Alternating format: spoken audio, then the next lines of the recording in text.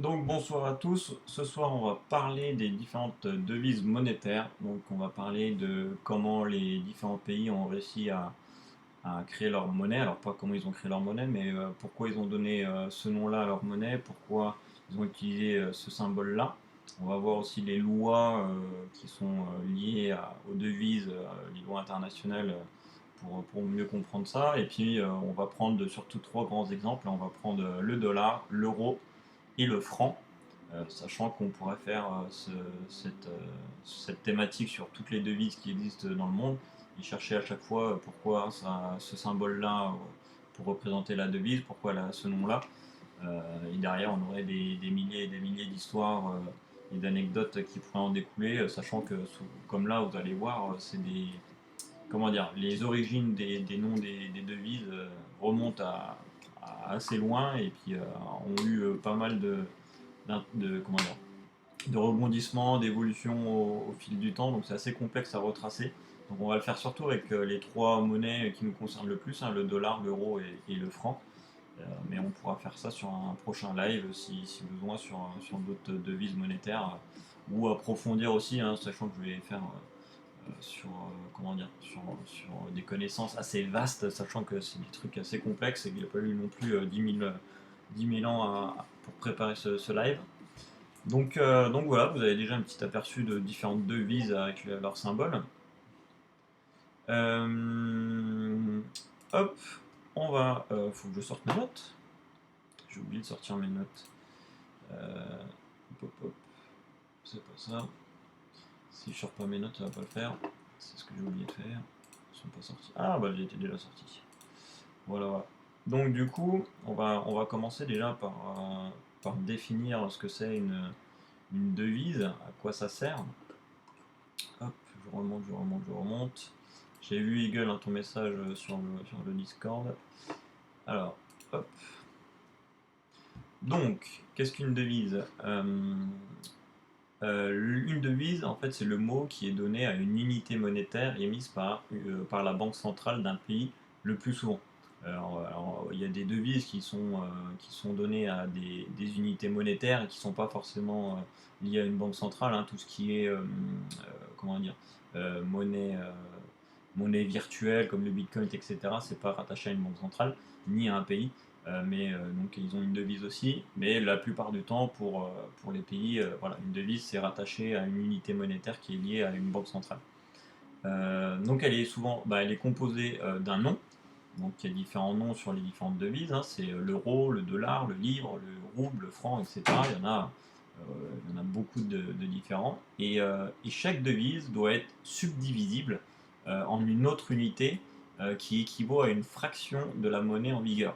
Et ben, en fait, alors, derrière cette phrase, salut Célia, derrière cette phrase assez compliquée, le mot subdivisible, ça définit tout ce qui est centime. En fait, l'unité de base chez nous, par exemple, c'est l'euro, mais on peut diviser l'euro en valeur inférieure et chez nous, c'est le centime. Donc on a le centime, les pennies, les cents, etc. Chaque monnaie a aussi sa devise subdivisible. Et souvent, le nom de cette devise unitaire et subdivisible, elle est aussi affiliée à un symbole pour pouvoir l'écrire. Et ce symbole-là est aussi très différent en fonction des monnaies. Donc là, vous pouvez les voir. Donc on a le symbole de l'euro, du dollar, du livre ou du yen, qui sont bien différents et qui permettent, voilà, de juste par un petit symbole être reconnu par tous et qui représente la devise à laquelle on veut faire allusion. Non, le cent d'euro, pas centime. Ouais, alors on va en parler après de ce petit truc-là. J'ai fait des recherches et je connaissais pas du tout cette histoire-là. Et puis d'ailleurs, Eagle, comme on va parler un peu de l'euro et du franc, si je dis des bêtises, tu me trompes, hein. Si je dis des bêtises, tu m'interromps et tu me dis, tu me corriges, voilà.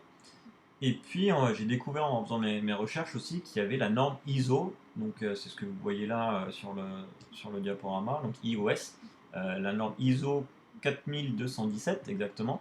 Salut Trantal, ah bah tu viens juste d'arriver, on vient juste de commencer. Je t'attendais un petit peu, je savais que t'allais arriver ce soir. Je suis final.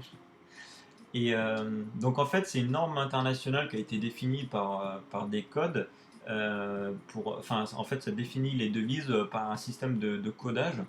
Donc c'est une norme internationale pour que justement toutes les devises soient dans un code réglementé et qu'avec ce code-là, on puisse faire des échanges internationaux numériquement, etc. Et pas utiliser les symboles ou les noms des devises qui changent avec les pays, les alphabets, etc. C'est assez complexe, donc du coup, pour pas se mélanger les pinceaux, on a créé un code international pour écrire les devises, donc c'est la norme ISO 4217. Euh, et donc, en fait, l'objectif, c'est d'éliminer les confusions causées par certains noms et symboles similaires. Donc, on a par exemple le dollar, le franc et le livre, c'est des devises qui sont utilisées dans plein de pays différents.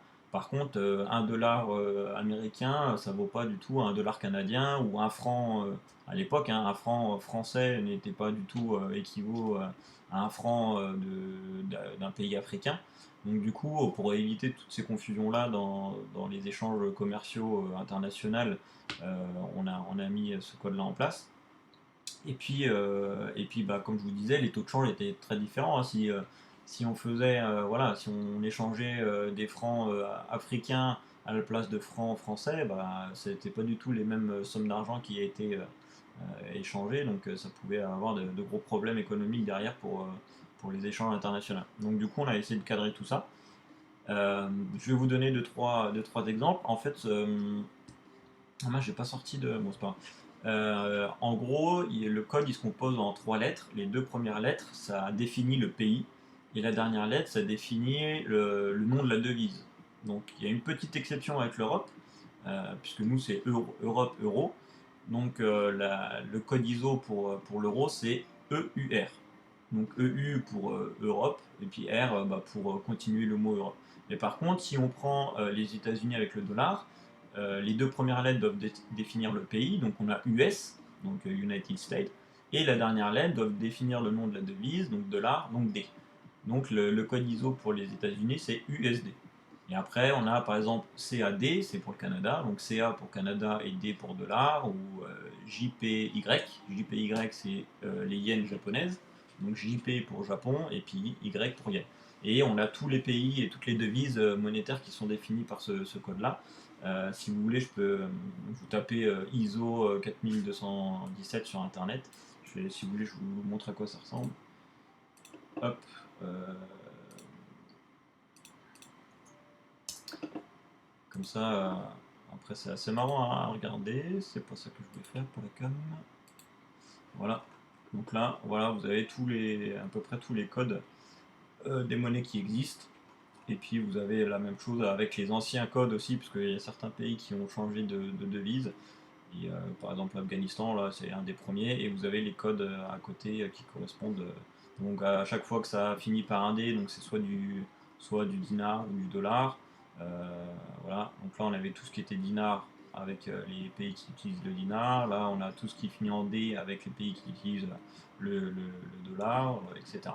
Donc c'est assez intéressant à savoir. J'ai découvert ce système d'écriture des monnaies, des devises aujourd'hui. Là. Mais bon, voilà, ça, c'est des codes utilisés vraiment comment dire, sur le marché économique, boursier, etc., qu'on ne retrouve pas dans la vie courante aussi facilement à la boulangerie ou quoi que ce soit, vous ne verrez jamais ça. Donc voilà pour le code ISO, pour faire une petite introduction sur les devises. On va parler du coup de notre devise actuelle qu'on utilise dans d'autres pays, donc c'est forcément l'euro.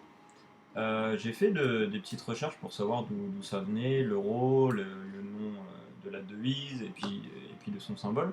Donc je vais vous lire deux, trois petits trucs. Euh, de, alors, qu'est-ce que. Donc le mot euro, forcément, ça vient du raccourci du continent où on est actuellement, l'Europe. Donc en fait, ça s'appelle un hypocope. Donc ça, en fait, c'est prendre une seule partie d'un mot pour en faire un autre. En grec, hypocope, ça veut dire retrancher. Et on a la même chose, par exemple, quand on utilise le mot auto dans automobile. Et ben euro avec Europe, c'est exactement la même chose. C'est un un apocope du mot Europe. Euh, et ça a été décidé par, comment dire, lors du Conseil européen à Madrid en 1995 de choisir le mot euro comme nom de la devise monétaire pour l'Union européenne. Parce que en fait, avant 95, l'Europe existait déjà, hein, mais c'était pas l'euro qui était défini comme nom de la monnaie, mais plutôt l'écu. Alors pas l'écu comme nous on l'a vécu en France il y a très très longtemps comme monnaie, et en fait ça s'appelait écu comme European Currency Unité, ou unité des comptes européennes. Et du coup ça formait l'anagramme écu. Et c'est pour ça qu'on voit aussi, on en avait peut-être parlé un petit peu la dernière fois, dans les monnaies fantasy, les écus avant l'euro, quand ça datait de 96, etc. Où on voyait beaucoup de villes qui faisaient des pièces écus à leur effigie de la ville, etc. Ou des monnaies fantasy. Et en fait, le mot écu de ces monnaies-là vient de ça, et non pas de l'ancien mot et l'ancienne devise monétaire qu'on utilisait en France il y a très très longtemps. Et c'est pour ça qu'on retrouve parfois le mot écu sur des monnaies fantasy aussi étrangères, hein, que ce soit en Belgique, en Allemagne ou en Espagne. Ils ont fait aussi des pièces où il y avait marqué écu dessus. Et ça voulait dire voilà, unité des comptes européennes. Et ça avait été défini par le traité de Maastricht en 92. Mais en 95, on a décidé que du coup on changeait et que notre devise allait s'appeler l'euro. Euh, donc forcément, ben, l'euro, il va avoir différentes écritures par rapport aux pays et aux différents alphabets, en fonction des pays avec un alphabet cyrillique, en fonction des différentes lettres aussi des autres alphabets, hein. Il y a avec l'Irlande qui ont des lettres particulières, ou les pays nordiques. Donc on va avoir différentes écritures du mot euro en fonction de la langue, mais dans la base, le nom va rester comme ça sur l'origine. Et puis on a aussi le mot cent ou cent qui est assez complexe aussi, donc c'est la subdivision de l'euro. Officiellement ça s'appelle le cent, donc S-E-A-N-T-S, s'il y en a plusieurs. Donc nous en français on le prononce cent, on devrait le prononcer 100, mais comme nous, on a beaucoup d'homophones avec ce mot-là, donc le 100, que ce soit bah, le chiffre, que ce soit SANS ou le mot sentir qui est conjugué, le sang rouge, etc. On a beaucoup d'homophones avec ce mot-là. Nous, on a remplacé ce mot par un dérivé qui s'appelle le centime, que tout le monde connaît, pour éviter justement les confusions. Et il y a aussi d'autres pays qui font cette conversion-là du mot, comment dire, en Espagne avec les centimos, en Italie avec les centissimi, pour, voilà, pour différencier ce mot-là. Mais officiellement, on a la devise euro et les centimes, c'est les cents. Mais après, voilà, il y a une certaine liberté en fonction des pays pour changer un petit peu, pour avoir pas de problème de prononciation, de distinction enfin mince, de compréhension. Voilà, je cherche le mot. Alors, le symbole graphique du mot euro, donc, enfin de la devise euro que vous voyez juste à côté, donc là vous voyez que c'est une charte très, très stricte sur les proportions, sur les angles de ce symbole-là. Ça s'appelle un glyphe aussi, hein, donc c'est un symbole graphique ou un glyphe. Euh, il a été développé en interne dans un service de communication européen chargé pour l'information de la monnaie unique. Donc voilà, c'est l'Union européenne qui a décidé de construire ce symbole-là qui n'existait pas avant pour définir l'euro. Il y a eu 10 maquettes qui ont été soumises à un panel de citoyens européens. Il y a eu voilà, un petit concours, et puis les citoyens européens ont décidé du symbole qu'ils voulaient mettre pour représenter leur devise. Alors je sais pas les détails de qui étaient les citoyens européens, et j'ai pas eu le temps de rechercher si je pouvais avoir les traces des autres maquettes par rapport au symbole. Donc le caractère retenu, c'est celui qu'on connaît forcément tous, c'est inspiré de la lettre upsilon, la lettre grecque upsilon, qui fait référence à l'Antiquité, au berceau de la civilisation européenne, et ça évoque également la première lettre du mot Europe. Donc forcément, on retrouve un petit peu la forme de ce E qui correspond à l'Europe et à l'euro. Et les deux très parallèles symboliseraient, par rapport à son créateur, la stabilité de l'euro, comme quoi voilà, on est tout le temps parallèle, il n'y a pas de perturbation, ça va en ligne droite. Donc voilà, c'est un petit peu des images imagées pour symboliser des notions philosophiques un petit peu derrière. Et pareil, j'ai découvert que la couleur bleue derrière le symbole par rapport au drapeau européen, c'était du bleu, donc avec 100% de cyan et 80% de magenta, j'ai découvert ça, et que le jaune, pareil, c'était 100% de jaune qui devait être, donc un certain jaune qui devait être sur le symbole euro qui correspond aux couleurs du drapeau européen. L'abréviation officielle de l'euro, donc c'est la norme euh, ISO 4217, donc c'est ce qu'on a vu tout à l'heure, EUR pour l'Europe, dans toutes les langues. Mais il y a toujours des abréviations qui varient en fonction des pays. Par exemple, pour le centime, chez nous, donc parfois ça s'écrit cent, donc en complet, S-E-N-T. Parfois il y a juste un C, parfois il y a juste un CT pour le symbole du centime. Donc il y a, en fonction de chaque pays, il y a des caractères différents. Euh, je lis, je ne vais pas tout lire. Parfois, on a aussi, par exemple en Irlande, ils utilisent un C avec une barre, un peu comme le dollar, pour représenter les centimes sur leur monnaie. Et puis pareil, en Finlande, comme le mot centime, c'est centi, avec un S, ils appellent donc l'abréviation de centime, c'est SNT leur centime. Donc voilà, à chaque fois, ça évolue et c'est différent en fonction des pays. Euh, et pareil, l'écriture de la devise sur un chiffre est parfois différente en fonction des pays. Il y a beaucoup de pays qui mettent euro, enfin qui mettent le symbole euro, puis derrière le chiffre, alors que nous en France, souvent, on a tendance à écrire 1,25 € et avec, enfin 1,25 et avec le symbole euro à la fin. Donc il y a des pays qui le mettent avant, dans la plupart du temps, et nous, avec la France et l'Espagne, je crois, on est les deux seuls pays à mettre le symbole à la fin, sinon partout dans l'Europe, le symbole euro est avant le chiffre. Donc voilà une petite particularité aussi par rapport à ce symbole-là dans l'écriture. Donc ça c'est ce que je viens de dire. Après nous aussi en France on a aussi un autre truc, c'est qu'on parfois on met 2,50 € et donc on a la virgule pour signifier la différence entre l'unité et puis les centimes. Mais parfois on met aussi le symbole euro à la place de la virgule, on met 2,50 € sans virgule et on remplace la virgule par le symbole euro. Donc c'est aussi une particularité, une fantaisie qui est autorisée du moins par la loi et qui est un peu particulière dans certains pays. Je ne sais pas si dans d'autres pays on fait ça, mais en France on le fait souvent. Après, dans certains pays, même les centimes sont en exposant. C'est assez rare en France, mais je sais que. Ouais, c'est ça.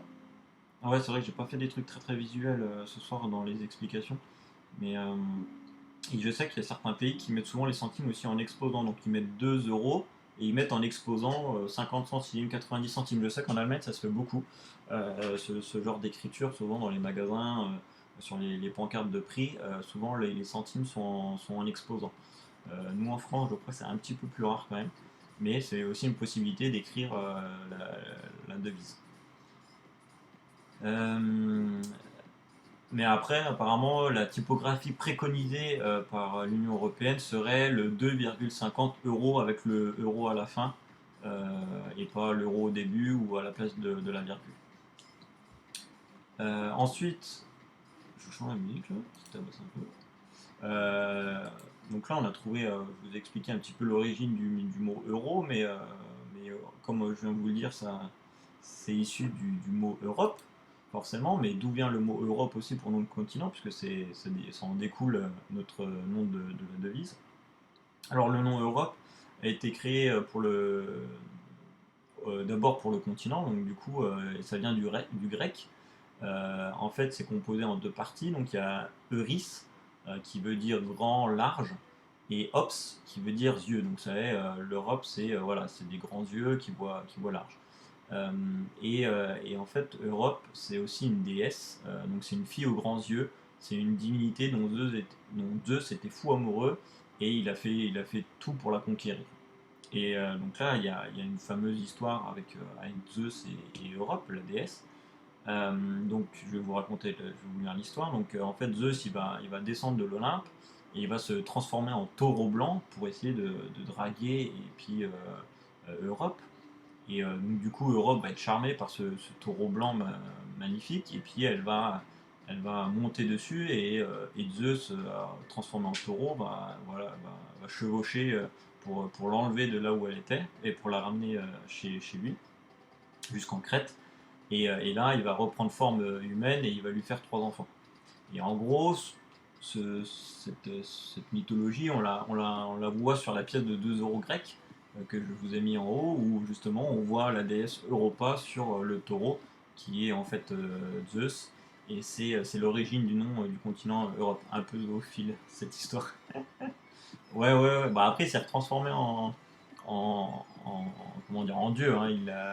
C'était juste pour la pâter, parce que je crois dans l'histoire que elle aimait pas Zeus, ou il y avait une histoire que physiquement la déesse Europa connaissait Zeus physiquement, et du coup justement pour contrer la charmer, pour pas qu'elle se rende compte que c'est lui, il s'est transformé en taureau, et du coup il a réussi à l'enlever en se transformant en taureau. C'est un petit peu près le truc de ce que j'ai compris. Après, je pourrais pas aller dans les détails non plus. Euh, et puis, qu'est-ce qu'il y a, hein. Après, il y avait aussi une autre source alors, qui disait que le mot Europe venait de l'arabe, de Ereb, qui signifiait coucher de soleil. Parce que voilà, le monde arabe était voilà, entre le lever et le coucher du soleil. Donc il y avait le soleil levant côté asiatique, et le coucher de soleil côté de l'Europe. Donc du coup, les Arabes définissaient notre continent par le mot Ereb, qui voulait dire coucher de soleil. Et du coup, est-ce que le mot Ereb se serait un peu transformé au fur et à mesure du temps en Europe? Il y a aussi cette possibilité-là que ça vienne de l'arabe. Heureusement que le Covid-19 n'existait pas. Euh, et du coup, je vous ai mis aussi donc cette déesse Europe, on la retrouve dans beaucoup de monnaies par rapport à l'euro. Donc, je vous ai dit la pièce de 2 euros, mais sur tous nos billets, vous voyez les. Ah bah non, vous n'allez pas voir. Vous avez la bande, comment dire, la bande de sécurité, voilà, avec des hologrammes. Et dans ces hologrammes-là, vous avez le portrait de la déesse. Donc, souvent, quand vous voyez un portrait féminin sur les billets, c'est la déesse Europa, enfin Europe, et je crois qu'on peut l'appeler aussi Europa. Et pareil, sous le drapeau européen, donc là, comme vous voyez, elle est encadrée en rouge, mais elle est grossie. Mais sous le drapeau européen, entre le 5 et le drapeau européen, il y a une partie blanche dans les anciens billets. Je crois que c'est les anciens billets, ça. Et quand vous mettiez ça en transparence à la lumière, vous voyez, vous pouvez voir un portrait. Donc c'est le portrait d'Europe. Et je crois que sur les nouveaux, ils ont refait pareil. Hein, de toute façon, ça c'est les anciens billets. Mais sur les nouveaux billets, ils ont refait le même principe, où il y a le visage d'Europe un peu caché à droite et à gauche dans le billet. Donc voilà les petits clins d'œil aussi qui sont donnés au nom du continent et de cette légende antique dans nos monnaies actuelles par rapport à ça. Donc ça c'était pour l'euro, après, à moins qu'Eagle ait quelque chose à rajouter, comme il est quand même plus ou moins expert sur les monnaies euros, après peut-être sur les monnaies mais pas sur l'histoire. Mais en tout cas c'est toutes les recherches que j'ai trouvées et comprises sur l'origine de notre devise, sur le symbole et sur son nom. Euh, donc voilà, vous voyez que le symbole euro, pareil, hein, c'est très codifié avec des angles de 40 degrés, que les épaisseurs de traits doivent être de temps, les écarts, etc. C'est assez spécial. Qu'est-ce que tu nous as mis, Eagle? Ouais, après, il y a beaucoup de sites hein, qui parlent de ça, il y a des documentaires, etc. Il y en a. Banque Centrale Européenne. Ah bah oui, c'est vrai que. Qu'est-ce que tu nous as mis? Euh, Ah bah oui, il parle des billets, la carte de l'Europe, style architecture, la signature. Ah oui, tu parles des billets. Ah bah il parle même pas de. Sur le billet de 100, il n'y a pas. Ah bah si, il y a Europa en transparence et dans les hologrammes, ouais. Sur les nouveaux billets. Merci pour. Putain, il est cool ce site là avec les billets en 360. Attendez, je vais vous montrer. Regardez. On peut choisir la devise des billets. Si vous veut bien. Ça charge. On va dû rester sur le 100. Voilà. Et en fait, vous pouvez tourner le billet dans tous les sens. Voilà. Et donc là, vous avez vu, on a la petite Europa. On l'a ici aussi. Et puis on l'a ici sur les hologrammes. Ici, là. Voilà. Et puis là, par transparence, mais ça se voit pas très très bien. Mais c'est pas mal fait leur truc. Signature, signe de sécurité. Et puis du coup, là, il explique tous les trucs de sécurité. Ah bah si, là. Filigrane au portrait. Au portrait d'Europe, voilà. Fenêtre au portrait. Ok, les hologrammes dans le truc. Hologramme ici, ok. Ok, ah bah merci Gueule pour le truc, c'est cool. En 2022, nouveau billet avec la signature. La garde. En 2020. Lequel du 100, hein, c'est ça? Parce qu'ils ont déjà fait les mises en circulation 2019. Parce qu'ils ont déjà fait les 5, 10, 20 et 50. Ou c'est les 200 qui vont être mis en. Je crois qu'il en manque un, hein. Je crois que c'est les 200. Hein. Les 100, ils ont été faits aussi, hein, c'est ça? Tous? Ah, ils vont tous être refaits? Parce qu'il y a eu la modification des billets pour qu'ils soient plus difficilement copiés. Il y a quelques temps, ils avaient commencé par la coupure de 5, etc. On dit merci à Christine. Juste la nouvelle signature. Ah ok, donc en fait ils gardent le truc, mais il y a juste la nouvelle signature qui va être changée. Ok. La signature ici. Pourquoi c'est le changement. Comment dire? Le directeur de la Banque Centrale Européenne qui change, c'est ça? Et du coup, il change Christine Lagarde. Ok. Ah, c'est elle qui devient le truc. Et c'est elle qui va. Tu vois, je me souvenais même pas de ça. Mais c'est vrai que oui, j'avais vu passer les infos là-dessus sur Christine Lagarde. Ok, bah écoute, pour les collectionneurs, ça va être cool. Ça fera des nouveaux billets, mais moi j'ai gardé les. Je crois que j'ai jusqu'au 20, où j'ai l'ancien et le nouveau modèle en parfait état, mais je crois que le 50, j'ai pas réussi à récupérer un ancien modèle en bon état et puis le nouveau non plus. Puis après, tu mets déjà 100 euros de côté en gardant l'ancien et le nouveau billet. Donc, mais en tout cas, j'ai les petites devises en nouveau et en ancien, en bon état. Parce que les visuels avaient quand même pas mal changé. Ah ouais, changement de directeur, hein, c'est ça. Je recherche le 10 en nouveau ou en ancien? Attends, je vais fermer les volets.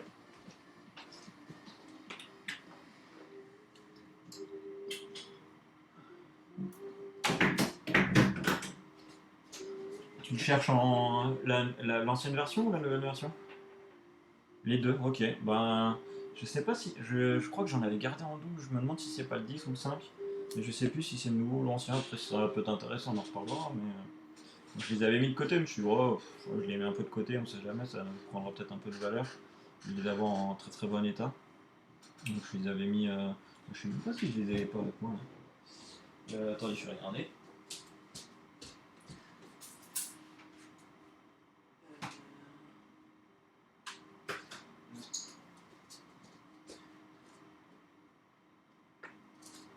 Non, je les ai pas avec moi, ils sont rangés. Mais t'habites pas en Europe, Eagle? Si, si. Ouais, après, il faut y avoir pensé pour les récupérer.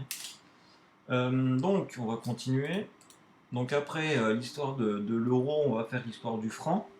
Alors je vais la faire aussi en mode raccourci, et puis gueule, si je dis des bêtises, tu m'interromps. Je vais vous la faire raccourci parce que l'histoire du franc est quand même elle remonte à un certain temps et est assez complexe aussi, il y a eu beaucoup d'évolutions. Donc je vais vous la faire assez rapide, mais de toute façon je pense faire un jour un live exprès sur le franc, donc je ferai plus de recherches à ce moment-là et on pourra aller plus en profondeur sur les notions et sur les contextes historiques. euh, du franc, vous inquiétez pas.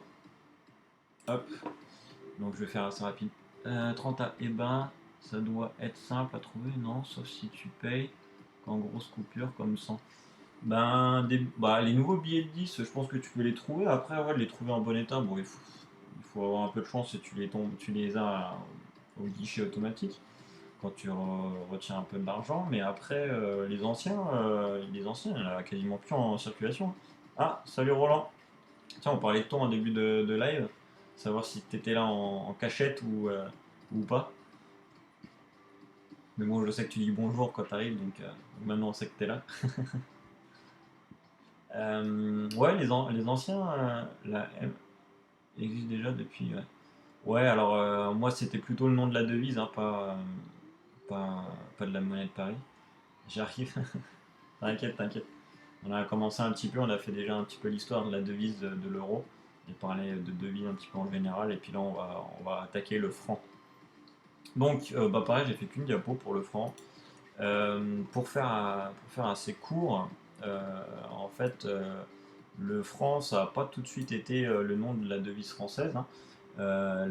Une des premières apparitions du franc par rapport à une monnaie, c'est par rapport à la monnaie en or que vous voyez sur la diapo.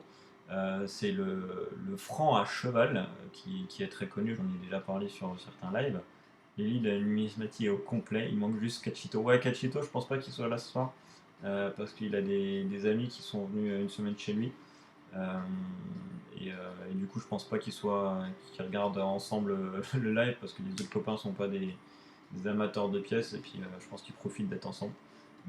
Mais bon, je pense qu'il regardera le live en diffusion, donc si Cachito, tu passes par là, on te passe le bonsoir, mais il sera pas là ce soir, ça c'est sûr. Donc du coup, le franc à cheval, en fait, à l'époque, le roi de France, Jean de Lebon, il est capturé par les Anglais donc en 1356, et les Anglais demandent une rançon pour libérer le roi. Euh, je pourrais vous dire combien, est-ce que je l'ai noté? Ah, euh, alors attendez, je vais vous... Il me... Deux monnaies très chères à l'écran. Ouais, ouais. Donc du coup, il demande une rançon. Je vais chercher vite fait l'info et je vais vous dire ça au fur et à mesure. Il demande une rançon qui est élevée à... euh, qui est élevée à 1161 kilos d'or. Donc une tonne 161 d'or. Et c'était à l'époque 400 000 livres pour la rançon. Et du coup, la France va décider de... Enfin, oui, la France va décider de payer cette rançon-là pour libérer son roi. Mais au lieu de donner de l'or en lingots sans rien à l'Angleterre, ils vont décider de frapper des monnaies exprès pour cette rançon. Et ils vont frapper donc la monnaie en or que vous voyez, qu'ils vont faire exprès. Et sur cette monnaie en or, vous voyez un chevalier sur son cheval. Donc ça représente le roi et il est sur son cheval, puisque grâce à cette monnaie-là, il va être libéré, il va être de nouveau libre et il va pouvoir de nouveau comment dire, se balader à cheval et puis gouverner la France. Euh, et en fait, le mot franc, pourquoi on a utilisé le franc à cheval pour définir cette monnaie-là, sachant que c'est le mot à l'époque qu'on utilisait, hein, on n'a pas défini cette pièce-là après. Et en fait, le mot franc, c'est un vieux mot français qui voulait dire à l'époque affranchi, libre. Et donc ça permettait, c'était la liberté à cheval, la pièce de la liberté, puisqu'avec cette pièce-là, on arrivait à libérer le roi des Anglais. Et du coup, donc c'est une des premières fois où une pièce va être nommée le franc, mais ça va être très très vite abandonné, puisque à cette époque-là, les monnaies officielles qui circulaient en France, c'était l'écu, c'était le livre tournois. Un peu plus tard, ça va être le louis d'or, donc la monnaie va porter le nom du souverain qui est sur la monnaie, et même bien après, même quand quand ça sera plus le Louis qui a donné son nom au Louis d'or, que ça sera d'autres souverains, on va quand même garder le nom de Louis d'or pour définir une monnaie en or. Les écus d'argent, etc. Il y aura divers noms, mais jamais le mot franc. Alors le mot franc, pour définir des monnaies, va revenir de temps en temps sous certains règnes. Je crois qu'il y a sous Charles V, ça va revenir pendant un certain temps, Charles VII aussi. Mais ça ne va pas durer des années, et puis ça ne va pas rester sur le long terme et s'installer comme la devise des pièces de monnaie en France. Mais on va retrouver le mot franc pour définitivement, entre guillemets, avec le franc révolutionnaire. Donc en 1795, il y a le premier assignat qui est libellé avec le mot franc. Alors pour faire simple, un assignat, alors je vais vous lire la définition que j'ai trouvée sur Wikipédia, c'est un peu complexe aussi, c'est des notions d'économie. Et en fait, il s'agit d'un titre d'emprunt émis par le Trésor national et dont la valeur est gagée par les biens nationaux par assignation.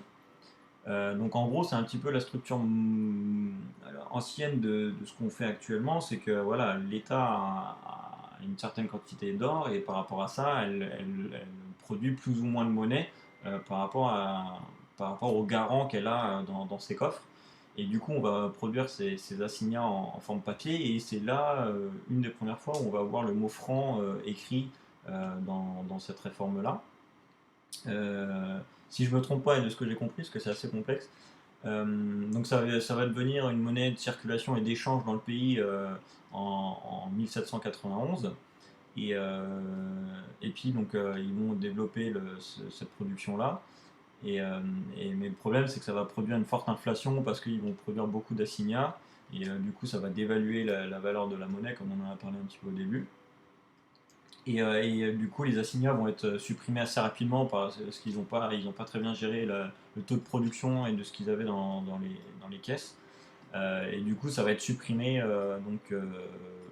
un peu plus tard. Ensuite, on a le retour du franc qui va être qui va être officiellement défini comme le nom de la monnaie en France. Et ça, c'est avec la loi du 28 Terminor l'an. Et ben j'ai pas le truc. L'an. Tac tac tac. J'ai la date. En gros, c'est le 15, pardon, je l'ai marqué à côté. Le 15 août 1795, le franc est défini comme le nom de la monnaie en France, et c'est officiel, donc ça a été écrit dans les textes. Et puis, elle va surtout caractériser les pièces en argent. Donc, ça va être les nouvelles pièces en argent vont être produites pour être équivaut au marché mondial et européen sur le poids de l'argent, les dimensions des pièces, etc. Donc on va se remettre à jour par rapport au marché et on va définir le nom de cette pièce-là comme le franc. Et ça va être principalement des pièces en argent. Et on connaît donc la fameuse, une des premières pièces en argent, ça va être la pièce de 5 francs en Hercule, que vous voyez là aussi juste à côté.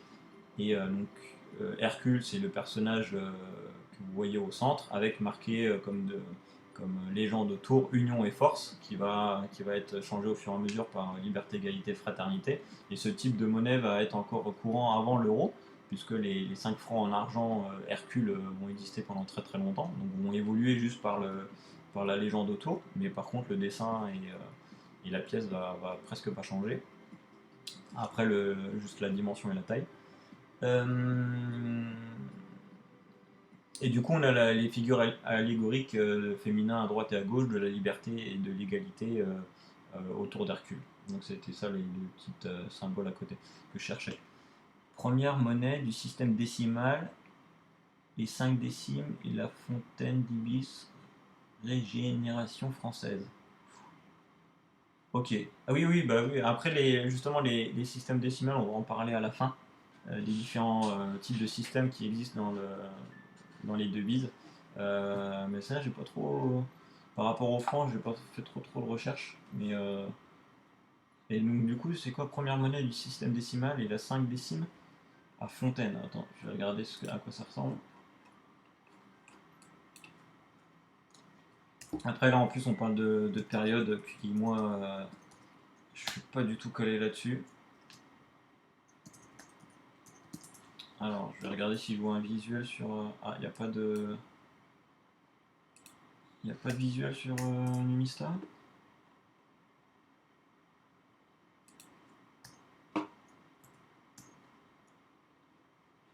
Après, c'est peut-être des pièces hyper rares et qu'il n'y a pas dans. Si tu as 500 euros, tu peux l'avoir. Je regarde si je trouve un truc. Là, c'est des Kreutzer. 5 francs Hercule, ouais, j'ai que le 5 francs. Ah, il n'y a pas sur Numista. Fais voir si je cherche en.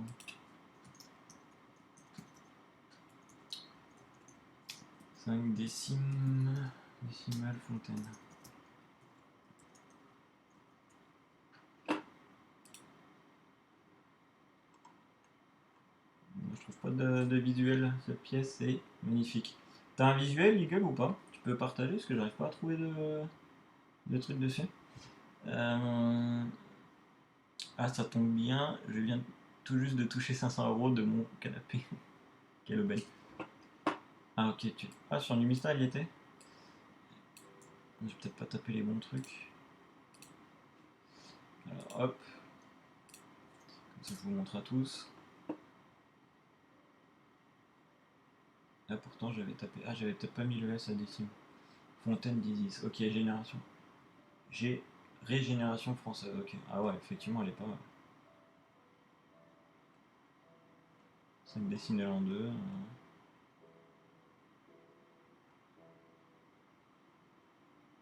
Ok, donc ça, c'est voilà, l'une des premières pièces françaises en système décimal. Dommage, elle a un trou. Ouais, effectivement. Bah, enfin, elle est pas trouée parce qu'elle est pas, ça a pas traversé, mais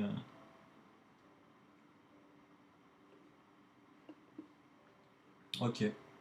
Ouais, là, sur ce domaine-là, je suis pas non plus expert. J'ai essayé de faire un truc rapide, pas trop complexe. Et du coup, de ce que j'ai compris, donc ça, c'était l'époque révolutionnaire où ça, le franc commence à vraiment réapparaître pour les pièces de monnaie officiellement.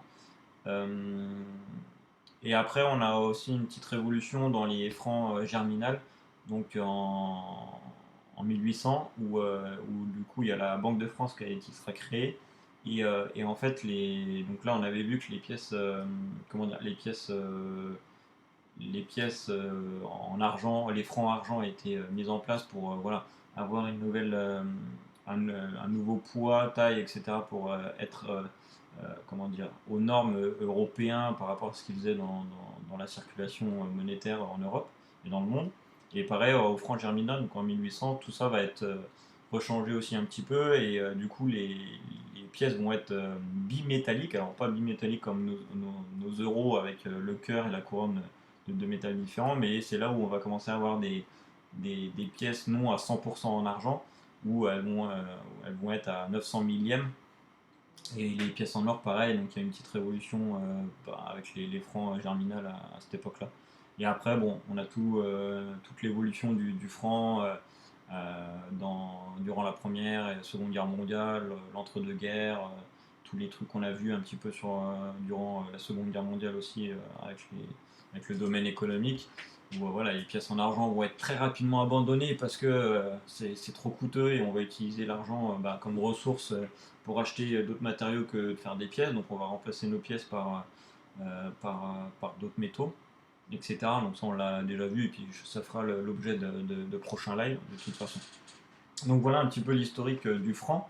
Pour le symbole du franc, ça a été le F pour voilà, la première lettre de la devise, ou parfois FR aussi, hein. Souvent on voyait marqué FR sur les pancartes des marchés pour définir la devise en francs. Il n'y avait pas vraiment de symbole de ce que j'avais vu, de symbole un petit peu comme l'euro qui est stylisé, etc. Nous, c'était plutôt juste la lettre FR qui définissait le franc. Donc voilà pour. Ah bah, faudrait que je vous remette la diapo. Ouais. Voilà pour l'histoire du franc. Et là, on va passer à l'histoire du dollar, qui est aussi bien complexe, que j'ai bien galéré à trouver des infos et à tout comprendre aussi, puisqu'il y a beaucoup de théories là-dessus. Donc du coup, on va parler de l'origine du dollar et on va remonter assez loin, puisqu'on on va remonter jusqu'au XVe siècle, puisqu'au XVe siècle, en l'Autriche et puis aux alentours, on va décider très rapidement de changer l'étalon des monnaies. Ah oui, fameux dollar néerlandais. Le fameux dollar néerlandais? Pourquoi tu me parles de ça, Trantal? Et donc en fait, si vous voulez, la monnaie marchande dans le monde, c'est la pièce d'or, donc c'est le poids de l'or. Sauf que le problème, nous en Europe, on n'a pas non plus beaucoup de ressources minières pour l'or. Ça va être beaucoup dans d'autres continents et malheureusement, bah, les pays qui n'ont pas de colonies dans ces régions-là du monde pour obtenir de l'or, c'est très compliqué pour eux de pouvoir faire des pièces en or et être concurrentiel sur le marché économique mondial. Donc c'est un peu le cas de l'Autriche. Et ils vont décider, ben, pourquoi pas changer les monnaies références pour l'échange mondial par des monnaies en argent, puisque l'argent était beaucoup plus accessible pour plein de pays. Il y avait moins de valeur, donc on pouvait aussi plus facilement échanger sur des petites valeurs marchandes et non pas des grosses, avec une pièce en argent. Et ben, du coup, on va en parler après d'où ça vient. Et du coup, ben, la première pièce en argent a été produite au XVe siècle en Autriche, donc c'est la pièce que vous voyez, hop, que vous voyez là, voilà. Euh, le nom du thaler viendra un peu plus tard, donc 100 ans après, quand ça va se répandre un peu plus loin que l'Autriche et ça va aller jusqu'en Bohême. Donc en Bohême, c'est à l'époque, enfin c'est la République tchèque actuelle. Et en fait, ça viendrait du coup, attendez que je reprenne mes notes. Ça viendrait thaler. Thaler, ça veut dire vallée. Et il y a comment dire, un roi qui s'appelle aussi Joachim Thaler. Euh, c'est comment dire, ça définit voilà, une vallée, un vallon, etc.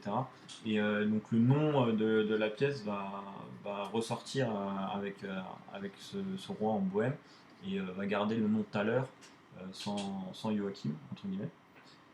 De ce que j'avais pu comprendre, donc ça c'est plutôt au XVIe siècle, et au fur et à mesure, voilà, cet étalon non plus or, mais cet étalon argent pour le commerce va se répandre très rapidement en Europe et va devenir vraiment une référence pour le commerce en Europe et tout de suite s'agrandir avec les colonies et aussi dans le monde. Donc chaque pays va commencer à mettre ses pièces en étalon argent. Et du coup, on a la fameuse pièce aussi euh, oh, de Marie-Thérèse d'Autriche, le thaler de Marie-Thérèse d'Autriche que vous voyez aussi à côté, qui va circuler pendant très très très longtemps partout dans le monde et qui va être encore accepté dans beaucoup de pays comme une valeur sûre d'échange, malgré que cette pièce-là n'est plus vraiment cours officiellement des années après, parce que j'ai vu qu'il y a dans certains pays en Afrique, je crois, que cette pièce-là était acceptée jusqu'au XXe siècle, quoi. Donc jusqu'au XXe siècle-là, on pouvait encore payer avec cette pièce-là, tellement elle avait impacté le monde économique et d'échange durant des siècles. Sachant qu'elle a été produite à beaucoup de millions d'exemplaires, elle a beaucoup, beaucoup circulé.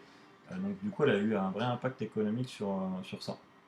Et donc du coup, bah, vous allez me dire pourquoi on arrive avec cette histoire du thaler et de l'étalon argent au dollar. Bah, ça vient au fur et à mesure, puisque forcément l'Europe va se mettre à l'étalon argent et va produire des pièces de référence argent dans tous les pays européens, dont l'Espagne. Et donc l'Espagne va faire de même, hein, puisque l'Espagne est un des plus grands pays dans le monde, puisqu'il a beaucoup de colonies. Il a aussi ses grands navigateurs qui explorent le monde et découvrent de nouveaux territoires. Et donc l'Espagne va produire ses pièces aussi. Donc là, vous avez une pièce de 8 rials espagnols en argent. Et cette pièce-là va être aussi très connue visuellement dans le monde entier, puisqu'elle va beaucoup circuler et elle va servir de référence sur les échanges. Et elle va forcément atterrir à un moment ou à un autre en Amérique. Comment je vais faire la transition? Tac, tac, tac. Euh, Donc là, vous avez je vous parlerai un petit peu après. Donc là, vous avez le riel espagnol qui va servir voilà, de base monétaire pour les colonies américaines quand ils vont arriver au Mexique, etc. Hop, je change. Et en fait, en Bolivie, on va découvrir ah, une grosse mine d'argent. Et donc l'Espagne va tout de suite mettre la main dessus et va produire beaucoup de pièces et d'argent avec cette mine-là. Euh, et en fait, c'est une mine assez particulière puisque son nom. Hop, pardon, j'ai fait un petit fausse manip. Le nom de la mine que je recherche, je vous ai dit, hein, j'ai fait mes notes vraiment à l'arrache. Que je me trompe pas, ça commence par un T. Tac, tac, tac, tac, tac, tac, tac. Où est-ce que c'est Je vais pas retrouver là-dessus. Alors attendez, c'est normal, je suis pas sur un bon truc. Alors c'est une mine qui s'appelle Tosoli, un truc comme ça. Ah merde, pourquoi je l'ai pas noté. Si quelqu'un là dans le chat peut me le dire. Euh,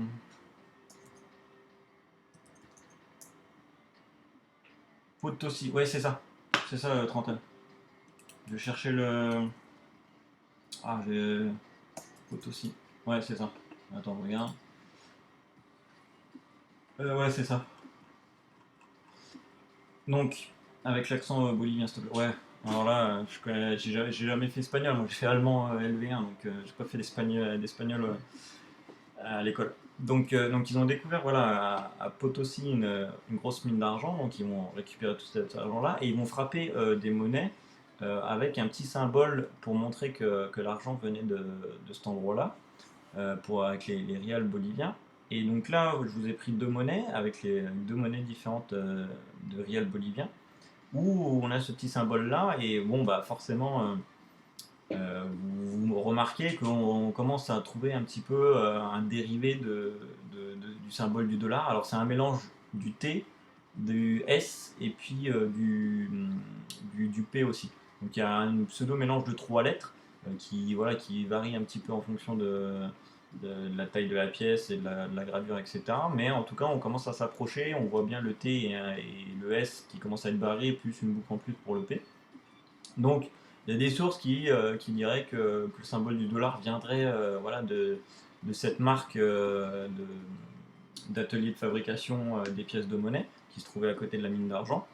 D'autres théories racontent que en fait, après l'indépendance de tous ces pays, après la colonie espagnole, les pays vont demander leur indépendance et ils vont avoir une nouvelle monnaie et ça va être le peso qui va être la nouvelle monnaie dans les pays d'Amérique du Sud. Donc peso qui veut dire poids en espagnol, donc c'est la monnaie avec le poids qui définit sa valeur, voilà, le poids de l'argent. Et où tu vois un T. Euh, attends, je peux. Non, je peux même pas. Attends, je vais te le mettre en là. Je sais pas si vous voyez là. Mais là, tu vois, tu as un T là, ici. Ça fait une barre comme ça, T. Et puis de ce côté-là, bon, il est un peu couché. Là, tu as un T. Hop. Tu vois, là, tu as un T ici. Et puis tu as le S. Et puis tu as une dernière boucle ici qui est formée plus ou moins par le P, là, pareil. Ben, moi, des recherches que j'ai trouvées, il parlait de SP et T.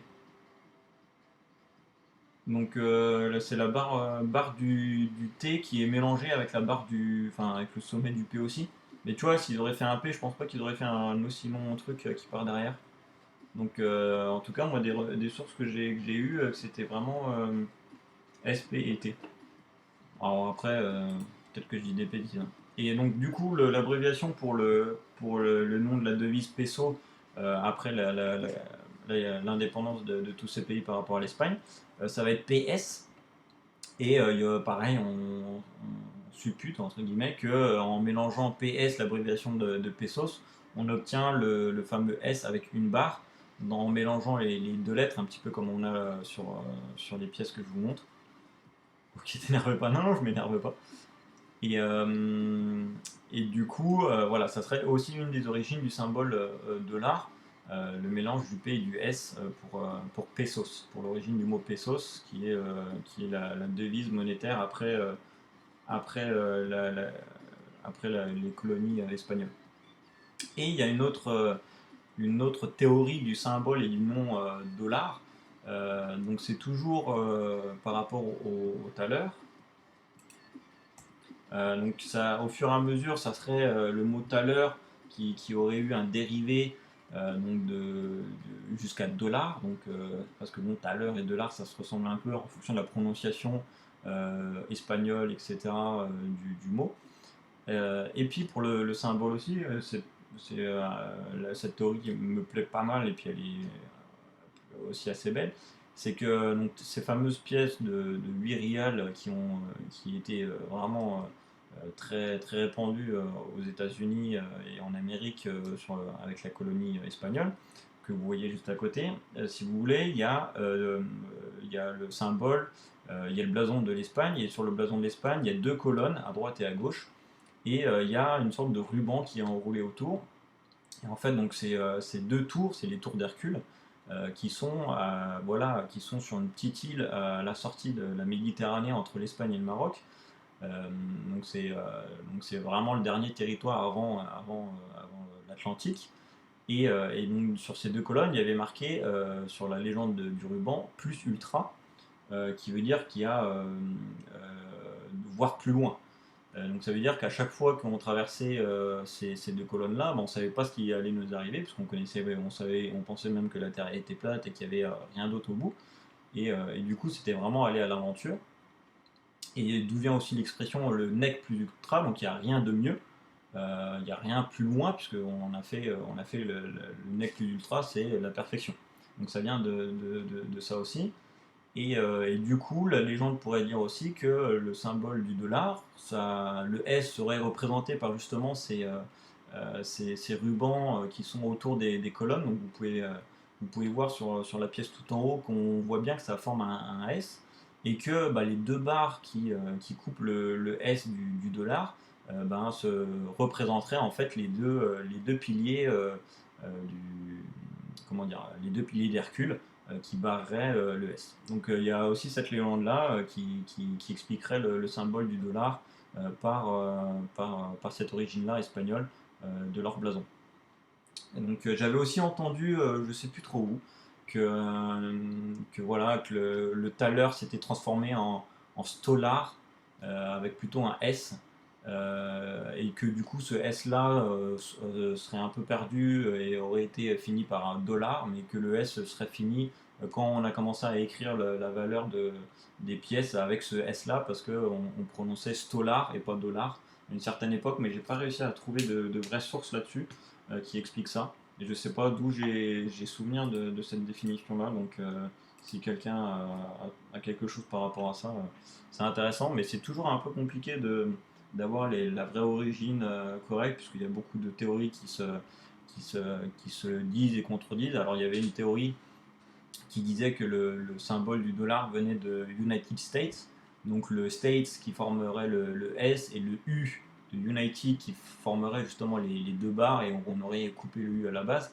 Sauf que ça ne tient pas puisque le symbole dollar a été proposé et on a des traces de ce symbole-là bien avant que les États-Unis soient créés. Donc on peut pas. Les États-Unis d'Amérique ne s'appelaient pas United States dès l'indépendance. C'est venu beaucoup plus tard, donc ça ne correspond pas par rapport aux recherches. Mais il y avait cette théorie-là qui circule que le dollar, ça venait de United States, mais qui est pas bonne. Donc après, laquelle est la bonne de l'origine entre les pesos, entre les thalers qui se sont transformés en dollars, et puis le symbole du dollar avec le S barré, soit simplement barré par le pesos, ou doublement barré par les deux piliers espagnols. Voilà, il y a diverses théories. Sachant que ben, les pesos mexicains gardent encore le symbole du dollar barré. Alors que des fois on dit ah tiens c'est des dollars mexicains ou quoi que ce soit. Non non c'est des pesos mais ils ont le symbole du dollar comme je vous ai montré juste avant avec le P et le S barré comme ici. Et ça, vous pouvez facilement retrouver sur les monnaies. Hop, à la limite, on va taper peso mexicain, Mexique. Et puis je vais vous montrer tout de suite. Et sur les pièces courantes, vous voyez ce symbole-là. Et sur d'autres pays aussi. C'est sur les pièces de... J'essaie de vous trouver des pièces modernes. J'aurais dû taper Mexique Esquilo. Attends, hop. 2 pesos. Puis j'aurais dû mettre une année. Donc je la trouve rapidement. Voilà. Tac. Donc là, c'est les nouveaux pesos, donc il y a un N devant. Mais si vous regardez bien, là, on a le symbole qui ressemble au symbole du dollar, avec le S barré. Mais c'est pas des dollars, c'est des pesos mexicains. Donc voilà, encore des traces de toute cette histoire-là.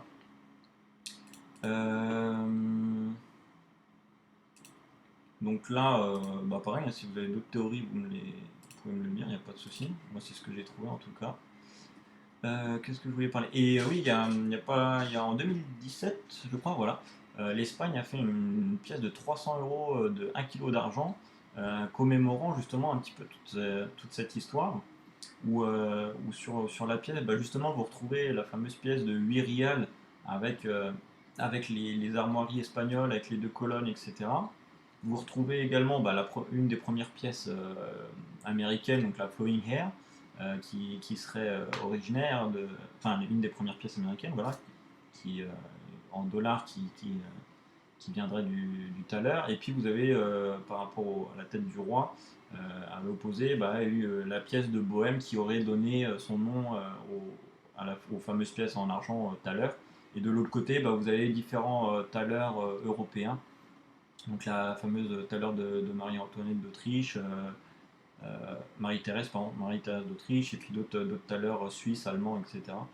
Comme référence. Et toujours ces 2 colonnes avec le fameux ruban qui circule entre ces colonnes-là, avec marqué plus ultra dessus, comme devise. Donc voilà, petite monnaie qui fait référence à toute cette histoire du dollar et de son origine européenne.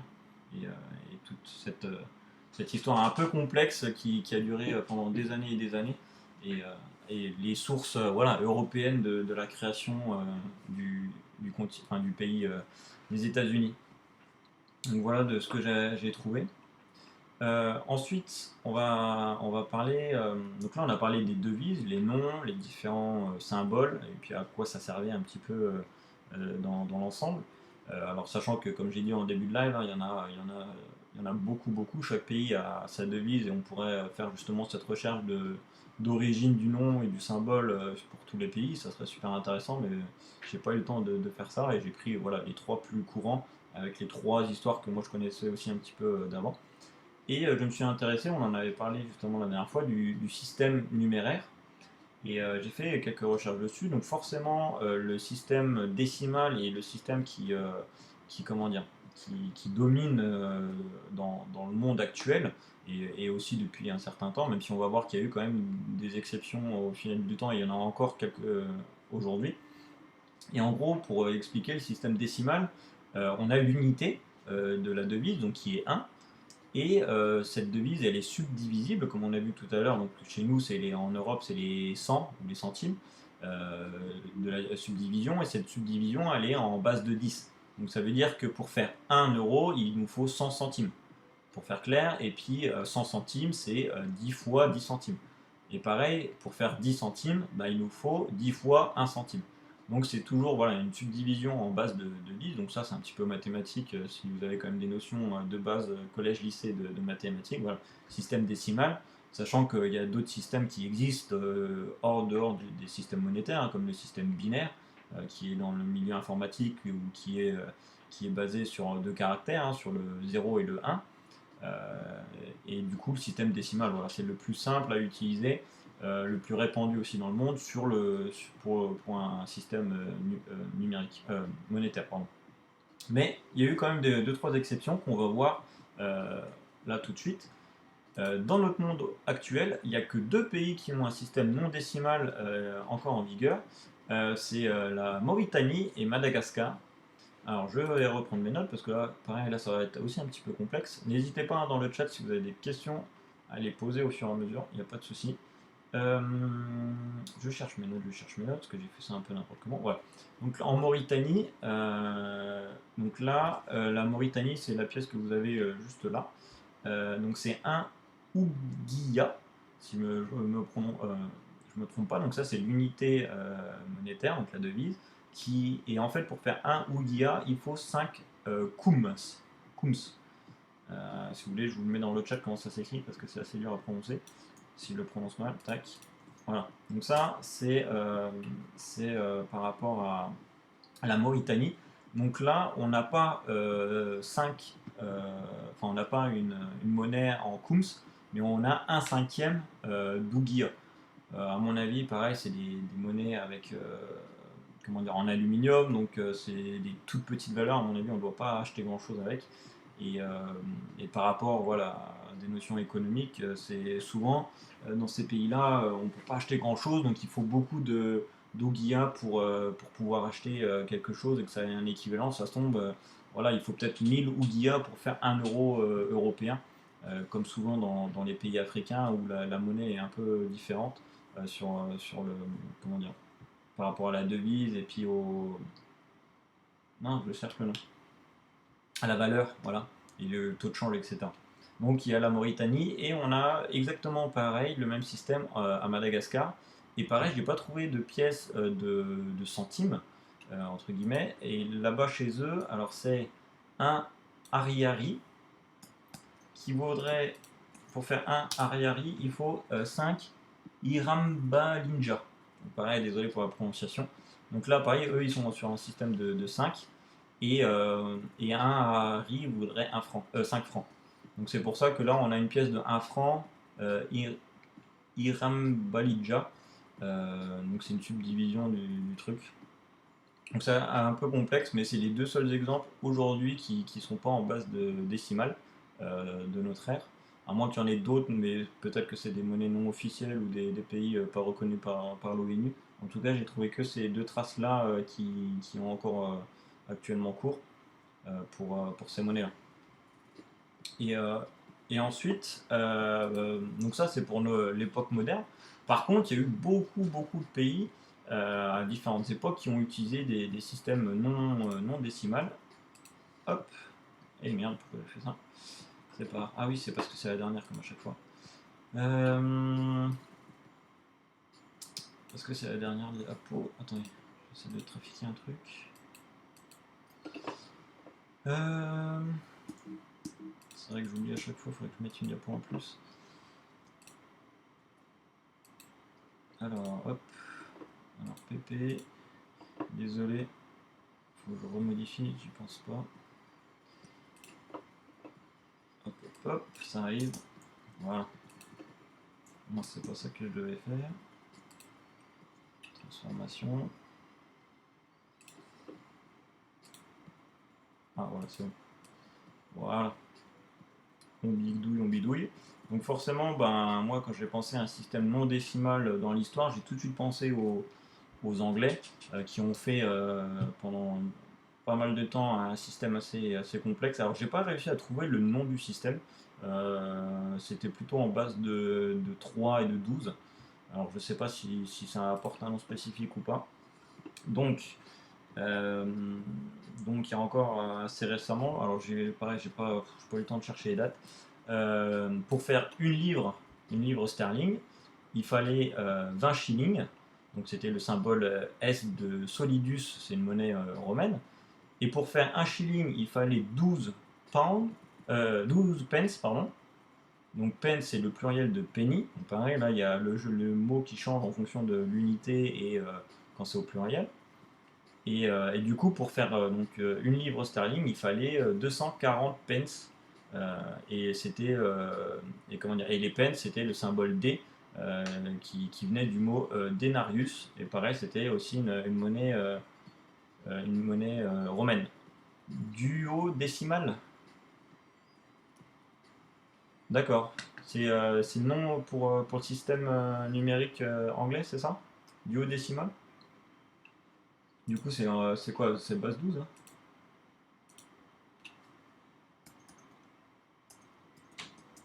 J'ai pas trop trouvé. J'ai un peu galéré. Si. Ouais, base 12, hein, c'est ça. Merci Roland pour ton duodécimal ou dosénal ou base 12. Ouais, c'est ça. Ok. Ouais, j'étais pas sûr du truc. Donc du coup, ouais, les shillings c'est un peu particulier. Donc là, je vous ai mis justement des pièces avec des valeurs faciales un peu particulières qu'on trouve pas souvent. Justement, pour avoir la base 12, bah, il faut que ça soit des subdivisions possibles en 12. Donc on a forcément le 3, le 6 et puis un tiers. Donc là, voilà, je vous ai mis trois pièces de monnaie du Royaume-Uni avec des valeurs faciales 3, 6 et un tiers, justement pour faire ça. Ensuite, il y avait aussi à une certaine époque un peu plus lointain, les farthing anglais. Donc c'était un quart de penny. Donc je vous rappelle que un penny c'était l'unité 1 et il en fallait 12 pour faire un shilling et il fallait 20 shillings pour faire un livre. Donc là c'était encore un quart de penny. Euh, ensuite on avait quoi? On avait le demi-penny, donc le half penny. Ensuite, on avait le penny, donc c'était la base, c'était 1. On avait les 3 pounds, comme je vous ai montré. On avait aussi les 4 pounds, donc c'était un tiers de shilling. On avait le 6 pounds, donc ça je vous l'ai mis aussi sur le truc. Donc c'était un demi-shilling. On avait, donc le shilling ça faisait 1 et ça faisait un demi-livre. Ensuite, on a eu aussi le florin à une certaine époque. Donc le florin, c'était l'équivalent de 2 shillings. Ensuite, on avait la demi-couronne. La demi-couronne, c'était 2 shillings et demi. Donc vous voyez, il y a eu un nombre indéfini en Angleterre pour définir toutes les subdivisions possibles de leur devise. Après, les couronnes, c'était l'équivalent de 5 shillings ou un quart de livre. Et puis qu'est-ce qu'on avait? Après on avait le demi-souverain, c'était 10 shillings. Et puis on avait le souverain qui correspondait voilà, à un étalon en or, étalon or par rapport à ça. Donc voilà, les Anglais ont fait pas mal de subdivisions en base 12 et en duodécimal, comme nous l'a dit Roland si gentiment. Donc voilà, ils ont fait tout un dérivé de pièces et de noms de devises et de subdivisions par rapport à leur devise monétaire. Après, on avait les fameux thalers aussi, qu'on a parlé tout à l'heure, pour faire de jeu de mots.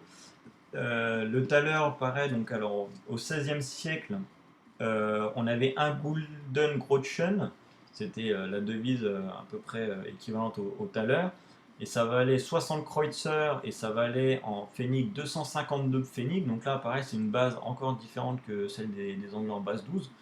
Donc là, il faudrait calculer en base combien c'est. Ensuite, on avait plutôt au XVIIe siècle le Reichstaler, et ça correspondait à 2 florins, et ça correspondait un Reichstaler à 120 Kreutzer. Donc c'est encore particulier. Et puis après, on a eu aussi le Thaler de Plus qui correspondait à 30 Silber Groschen et 360 Pfennig. Et par exemple, ça, je peux vous le montrer parce que j'ai des pièces qui correspondent à ces périodes-là. Donc pareil, une subdivision encore dans une autre base, non décimale. Tac. Ah mince, j'ai coupé l'appareil photo, c'est vrai. Tant que je rallume. Donc là, je vais vous montrer des monnaies que je vous avais déjà montré la dernière fois, parce que justement, on avait parlé des devises. C'est un peu ça d'ailleurs qui m'a inspiré le live de ce soir. On en avait parlé la dernière fois sur je sais plus quel thème. Les différents types de monnaie, je crois que c'était ça. Donc là, voilà des pièces de 6 Groschen, 6 Kreutzer, pardon. Voilà, 6 Kreutzer. Donc pour rappel, alors attendez que je ne me trompe pas, les Kreutzer, c'était donc pour avoir un Reichstaler, il fallait 120 Kreutzer. et ça équivalait à 2 florins. Donc là, on a des petites pièces en argent de Sieg-Kreutzer, voilà, de Württemberg et puis de Baden. Voilà, petite monnaie en argent avec les blasons derrière. Ensuite, j'ai deux et demi Silbergroschen. Donc les Silbergroschen, c'est par rapport au thaler de Prusse. Donc un thaler de Prusse, c'était 30 Silbergroschen. Donc là, j'ai 2,5 Silbergroschen en argent, pareil, 1870. L'autre côté, c'est William, empereur de Prusse. De l'autre côté, vous voyez correctement. Voilà. Et puis, qu'est-ce que j'avais d'autre à vous montrer? Et puis, bah, donc ça, c'était. Et j'ai aussi les pfennigs. Donc là, j'ai 3 pfennigs. Voilà. Et il y a marqué au-dessus, justement. Non. Et ici, l'autre côté, je ne sais pas si vous allez bien voir. 120 Einenthaler. Donc pareil, ça équivalait à un 120e de thaler. Voilà. Et c'était 3 pfennigs. Et ici, on avait les mêmes. On avait les mêmes en petit. Voilà, je vous la remonte là de ce côté-là, voilà, on voit mieux.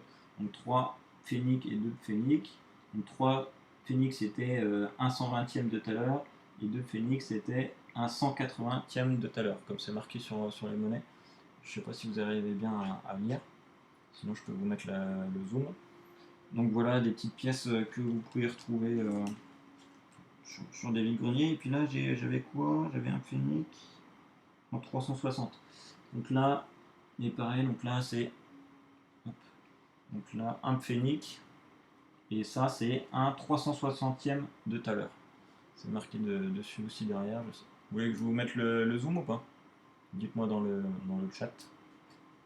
Donc voilà encore des subdivisions en autre base qu'une base décimale qu'il y avait dans le monde à une certaine période. Qu'est-ce que j'avais noté d'autre? Je crois que j'avais d'autres exemples. Attendez, il faut que j'ouvre juste la page. Parce qu'il y en a eu, il y en a même eu en France, puisque juste en France aussi, on a fait des subdivisions. Donc avec tac tac tac tac tac, je cherche. Voilà. Donc il y avait à l'époque une livre française qui valait 20 sols et une livre ça valait 240 deniers. Donc ça pareil c'est des vieilles devises françaises. Euh, Ensuite, on avait le Danemark aussi qui a fait d'autres. Alors, un krone, c'était 8 marques, alors marque QUE, S, et ça valait 128 shillings, non, skilling, pardon, et 1536 pfennigs. Donc voilà, il y a eu encore plein de subdivisions. Après, il y en a eu en Inde, il y en a eu en Iran, au Japon, il y en a eu aussi en base différentes. Aux Pays-Bas, donc les 1 gulden c'était 20 Stuiver et c'était 120 Dui et c'était 320 Pfennigen. Donc là, pareil, il y a encore beaucoup de subdivisions très particulières. Après l'Empire ottoman, il y a la Pologne qui en a fait aussi. L'Empire espagnol, bah, un peso espagnol, c'était l'équivalent de 8 rials, donc comme on a vu un petit peu tout à l'heure. Et puis 8 rials, c'était 680 maravedis. Voilà encore des subdivisions particulières. Qu'est-ce que je peux vous donner comme exemple? Après, en Suisse, ils ont fait des subdivisions aussi par canton. En fonction des cantons, c'était pas les mêmes subdivisions. Et puis bah, le Royaume-Uni, que je vous ai annoncé tout à l'heure, qui en a fait une subdivision assez importante et particulière. Donc voilà les différents exemples que je pouvais vous donner. Et après, on avait aussi la particularité des. Nous, on a les centimes. Du coup, c'est 2 chiffres après la virgule dans nos devises en Europe et puis même avant. Mais on a aussi certaines devises qui utilisent non pas le centime, donc deux chiffres après la virgule, mais 3, donc le millime.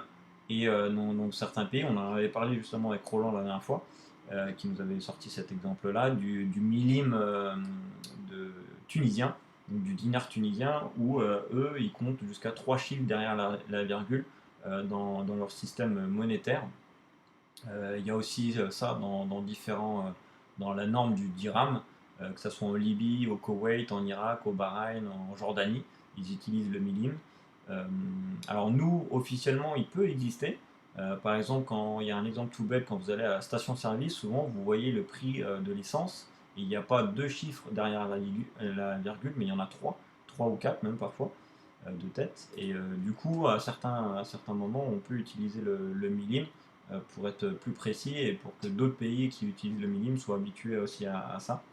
Et ça avait été utilisé aussi à une certaine période quand on convertissait certaines monnaies. Euh, L'Europe, par exemple, pour passer du franc à l'euro, comme vous le savez, bah, c'est comment dire, un euro c'est attends, je me trompe pas, un euro c'est 6 francs, oui c'est ça, un euro c'est 6 francs, virgule 66666. Bah là, pareil, l'Europe a dit bah, on ne peut pas utiliser les millim ou encore plus loin, on va arrondir au centime supérieur et puis faire ça en centimes. Donc, mais il y a encore certaines bases monétaires qui utilisent le millim. Et quand nous, on doit convertir nos euros dans cette base monétaire où ils utilisent le millim, 6,55, ah oui, c'est vrai, 5,5, oui, j'avais arrondi dans ma tête. Merci Eagle. Et du coup, quand on doit convertir les euros avec des systèmes monétaires avec le millim, l'Europe dit bah, on arrondit au centime au-dessus pour effacer tout ce qu'il y a derrière dans les millièmes. Donc voilà, et je crois qu'il y a eu quand même des millim dans certaines époques. Qu'est-ce que j'avais noté? En Espagne, on peut le retrouver en Espagne à certaines périodes où ça a été utilisé aussi. Mais bon, c'est très très rare et aujourd'hui il y a plus que voilà, avec les dinars et les dirhams qui utilisent encore les millim. Et puis bah, je crois que c'est tout ce que j'avais à dire aujourd'hui sur ce live-là. Euh, Ah si, j'avais trouvé un truc aussi par rapport au non décimal. C'est la monnaie officielle de l'ordre militaire souverain de Malte. Donc c'est pas l'euro, c'est une sorte de monnaie pour l'ordre militaire souverain de Malte, donc pour les militaires de Malte. Et en fait, eux, ils sont pas sur un système décimal, mais sur un autre système. Euh, et eux, c'est les scudos. Et en fait, c'est en base de 12 aussi. Et en fait, un scudo, c'est 12 taris. Et puis, il y a 20 granits. Enfin bref, il y a une subdivision que j'ai pas trouvé assez clairement définie. Mais en bref, il y a une pseudo-monnaie à Malte pour l'ordre militaire des souverains de Malte. Et qui est en base 12 aussi, et pas en base 10, et qui est pas euro. Alors j'ai pas eu le temps de faire des recherches là-dessus, mais ça pourrait être intéressant de voir cette monnaie qui existe apparemment plus ou moins officiellement par rapport aux organisations des Nations Unies, qui ont un statut très particulier, et qui est en base 12. Donc voilà pour le live de ce soir. Je ne sais pas si vous avez des questions. À la limite, je vous remets, hop, hop, hop, je mets le PowerPoint. Donc voilà, je vous le répète et je vous le redis, hein, j'ai pas évoqué toutes les devises monétaires qui existent dans le monde, hein, il y en a tellement, et puis chaque devise pourrait avoir son propre live pour essayer de trouver son origine, de son nom, de son symbole. Euh, Sachant qu'il y a des devises qui ont existé pendant qu'une poignée d'années dans certains pays et par des raisons diverses et variées, politiques, économiques, d'occupation, de guerre, etc., ont disparu et ont été changées par une autre. Donc c'est sûr qu'il en existe une infinité. Et là j'ai essayé de vous faire les trois grandes qui nous concernent nous français par le franc et l'euro et puis forcément le dollar qui est la devise référent économiquement pour tout échange mondial. Et surtout que son histoire, je trouvais son histoire assez intéressante, même si elle est un petit peu vague, qu'on a du moins plusieurs pistes, mais il n'y a pas vraiment de source vraiment officielle, ou alors j'ai pas tout compris, puisque c'est quand même assez complexe. Euh, donc voilà pour finir ce live sur ce thème-là des devis. J'espère que ça vous a plu. J'espère que vous a plu. N'hésitez pas à me donner vos retours. Je vais, merci à tous. Je vais juste couper l'enregistrement pour YouTube. Donc merci à tous d'avoir suivi ce live-là. Et puis à une prochaine fois